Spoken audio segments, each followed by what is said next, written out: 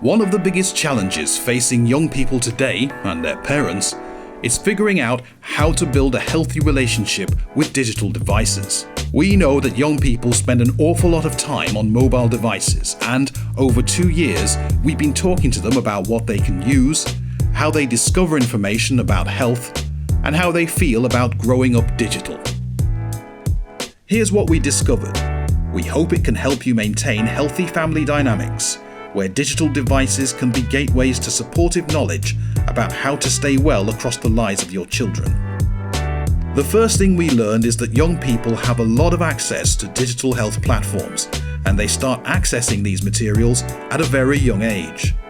Many of them get access to mobile devices when they are still toddlers, and 75% of young people we spoke to said that they owned their first mobile tablet between the ages of 8 to 11 years old. 55% indicated that their mobile phone is the main way to access digital health information. While we know that schools and parents do a lot to safeguard their children in a digital space, 62% of the young people we spoke to reported that they are free to use the internet without supervision, but nearly half worried about finding the correct information. This means that young people are often discovering materials from platforms that are not suitable for them to browse, and that they wish they could get a bit more guidance. There's a huge opportunity here to create really positive conversations about digital wellness by focusing on how to maintain a healthy life. And while we often hear that young people want to keep their digital worlds private, free from the eyes of parents, 64% of the people we spoke to said that they would welcome sharing health data with their parents. In part, this is because they reported a need to talk to people that they trust to help them make sense of the vast volume of data being produced about their bodies and health. This is a very difficult time for them to make sense of. One of the biggest problems we've found is that there can often be a really difficult relationship in the home around time on digital platforms. In 2019, the Royal College of Paediatrics and Child Health published some really useful advice in this area. Instead of focusing on how many hours children should be in front of screens, they recommend families have positive conversations with each other about when screen time becomes a source of conflict and whether it affects other aspects of your life in a negative way, such as increasing snacking or reducing sleep. We also found that young people are under great pressure to be digitally present.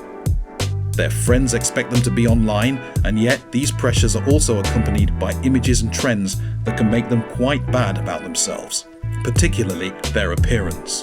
Boys often feel the need to develop muscular bodies, and girls often obsess about dieting and weight loss apps. These pressures to be perfect might explain why they are so attached to their devices.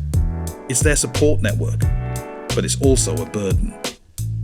In any case, tracking was often a very popular activity, sometimes creating playful competition within families over who could complete the most steps in a day.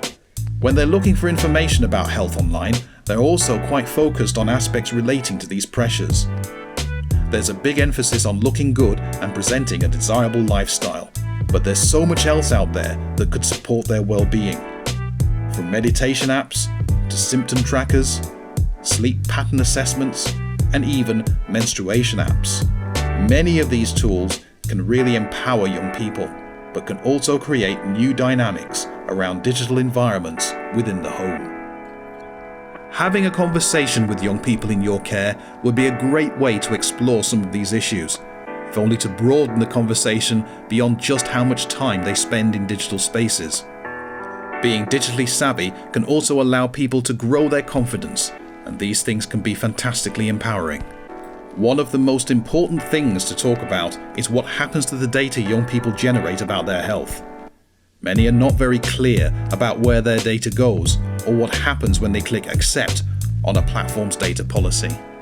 Others express some confusion about what data means about them and anxiety about having to continually track their own health data. For this reason, it's important to be careful not to overly burden young people with digital health information. If they express the desire to wear a Fitbit, perhaps suggest it's worn only sometimes or at regular intervals, so that it doesn't become either a burden or a necessary accessory to motivate them into healthy behaviours. We'd want people to run because they value and enjoy being active, not because they haven't reached the number of active minutes that the app is telling them to achieve. Nurturing these healthy behaviours is a fine balance, but opening up a conversation about it is a great first step.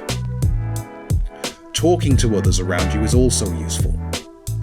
Find out if your children's school talks to them about digital health.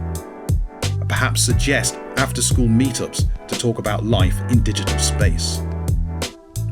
Above all, keep everything open and conversational. Problems develop when digital devices become a source of tension in the house, when they can be seen as tools of empowerment and independence, a great part of becoming an adult. Go back to those 4 principles advised by the Royal College and broaden your discussions about digital devices beyond time limits and more on how they can improve your lives, and this will be a great starting point. You can also find some great examples within social media sites, but rather than recommend sites or people, we'd suggest you discover these yourselves and, more crucially, talk about them with each other. These conversations can help to avoid being affected negatively by images or commercial organisations, which could do more harm than good.